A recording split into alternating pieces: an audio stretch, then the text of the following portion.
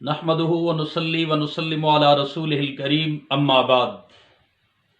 حج کیا ہے اور قربانی کیا ہے؟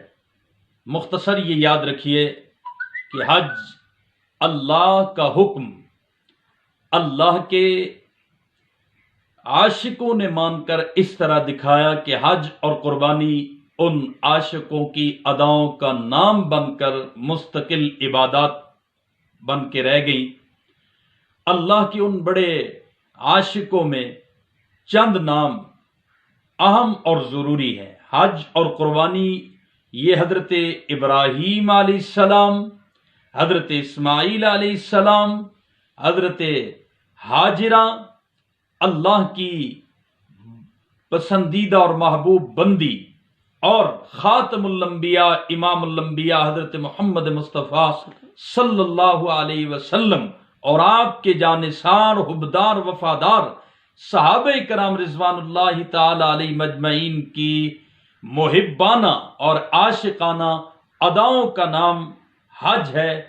انہی اللہ کے پسندیدہ بندوں کی وفاؤں کا نام حج اور قربانی ہے، اور یہی جذبہ رکھنا چاہیے۔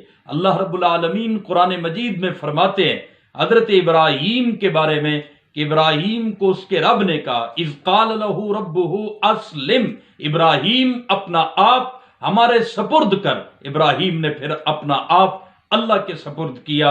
اسلمت لرب العالمین، انہوں نے کہا میں اسلام لاتا ہوں۔ اسلام کا معنی کیا ہے؟ سر تسلیم خم ہے جو مزاج یار میں آئے، اپنے آپ کو اتنا جھکا دینا، اپنی مرضیوں کو اپنے محبوب حقیقی کی مرضیوں میں فنا کر دینا۔ تو اللہ کے جن بندوں نے اسلام لایا اور اسلام کو اپنے دل اور دماغ میں اتارا اور اپنا آپ اللہ کے سپرد کر دیا، رب نے ان کی اداؤں اور وفاؤں کو حج اور قربانی کی صورت میں باقی رکھا ہے۔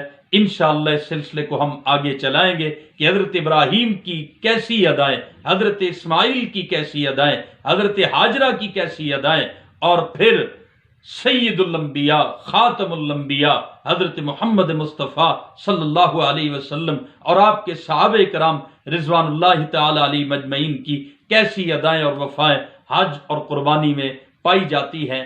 آپ چلیے گا ہمارے ساتھ اس سلسلے میں۔